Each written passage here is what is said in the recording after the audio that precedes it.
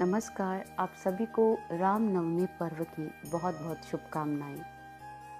ये सत्य है कि भारत के पास अपना एक समृद्ध चैतन्य अतीत है, जिसमें भारतीय धार्मिक, आध्यात्मिक, सांस्कृतिक परंपराओं की एक महानदी सी प्रवाहित हो रही है।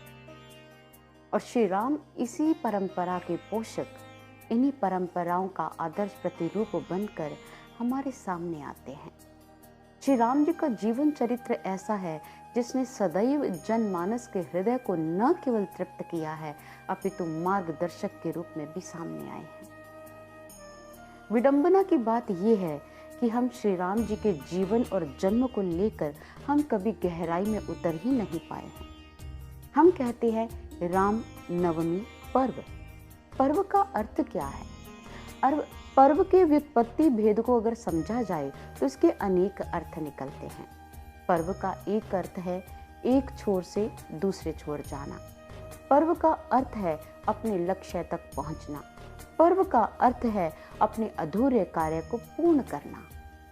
अगर हम पर्व के इन शब्दों पर गहराई से दृष्टिपात करें तो श्री राम नवमी पर्व श्री राम जी के जीवन चरित्र से जुड़कर हमें यही बताता है कि श्री राम जी ने अपने जीवन के प्रत्येक क्षेत्र में, प्रत्येक धर्म में, प्रत्येक रिश्ते में परिपूर्णता को प्राप्त कर एक आदर्श व्यक्तित्व हमारे सामने रखा है। लेकिन विडंबना की बात यह है कि हम श्री राम जी के इस आदर्श व्यक्तित्व को अपने जीवन में उतार नहीं पाए हैं। कारण क्योंकि हमने श्री राम जी को समझा ही नहीं है। राम हमारा कर्म, हमारा धर्म, हमारी गति है। राम हमारी शक्ति, हमारी भक्ति, हमारी मति है। बिना राम के आदर्शों के चरमोत्कर्ष कहाँ हैं? बिना राम के भारत में भारतवर्ष कहाँ है? श्री राम जी को समझना होगा, तभी भारतवर्ष और संपूर्ण आर्यवर्त की महानता समझ में आएगी। आपको बात बताना चाहते हैं वीर सावरकर जी के समय की। वीर सावरकर जी जिन्होंने एक बार इंग्लैंड में एक भाषण दिया और भाषण का विषय श्री राम ही थे।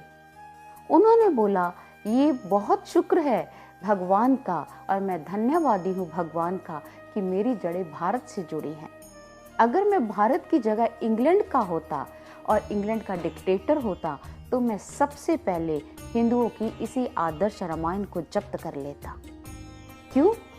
क्योंकि इस रामायण में श्री राम जी का वो दिव्य व्यक्तित्व है और जब तक भारतवासी उस व्यक्तित्व से जुड़े रहेंगे तब तक भारत पर राज करना मुश्किल है। इसलिए अगर भारत पर शासन करना है तो लोगों के दिलो दिमाग से इस महान ग्रंथ की महिमा और लोगों के दिलों से राम को निकालना होगा, तो ही हम भारत पर पूर्णतः शासन कर पाएंगे। ये बात उन्होंने श्री राम जी की महिमा में कही है, उनके आदर्श व्यक्तित्व को लेकर कही है। हम राम पर चर्चा करते रह जाते हैं लेकिन राम की महानता तक पहुंच ही नहीं पाते हैं। गोस्वामी तुलसीदास जी ने राम जी को एक आदर्श भगवान के रूप में प्रस्तुत किया है और वाल्मीकि जी महाराज ने उन्हें एक आदर्श महामानव के रूप में अपने रामायण में वर्णित किया है। अगर गोस्वामी तुलसीदास जी ने कहा, मैं मानव समाज के सामने इन्हें एक इंसान के रूप में रखता हूँ, तो ये भगवान की गरिमा के खिलाफ होगा, क्योंकि भगवान के आदर्श रूप से मैं अत्यंत प्रभावित हूँ।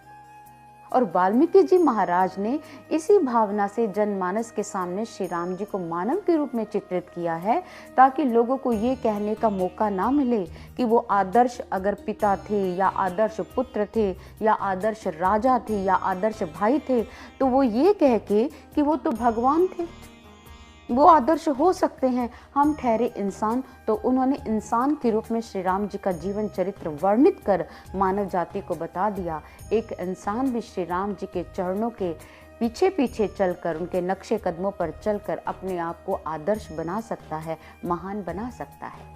इसलिए इस श्री राम नवमी पर्व को हम मात्र बातों का विषय ना बनाएं। ये चैत्र मास की शुक्ल पक्ष में जो श्री राम जी ने जन्म धारण किया, उनके गूढ़ मार्मिक अर्थों को, उनकी आध्यात्मिक लीलाओं को, राम जी के जीवन चरित्र को। राम का अर्थ क्या है? राम एक रमण करने वाली शक्ति है जो हमारे भीतर है। उसे जानकर हम श्री राम जी का आदर्श व्यक्तित्व धारण कर सकते हैं। श्री राम क्या है? RAM, right action man. एक व्यक्ति का कर्म कैसा हो, सही कर्मों की गति कैसी हो, इन चीज़ों को जानना है तो श्री राम जी के जीवन चरित्र को अपने हृदय में उतारना होगा। तभी हम श्री राम जी को समझ पाएंगे और रामनवमी पर्व जैसे पर्व की सार्थकता को अपने जीवन में धारण कर पाएंगे। एक बार फिर आपको राम नवमी पर्व की बहुत बहुत शुभकामनाएं। श्री राम जी आपके जीवन चरित्र में उतरे और आपके हृदय आसन पर विराजित हो, ऐसी शुभकामनाओं के साथ पुनः रामनवमी पर्व की शुभकामनाएं।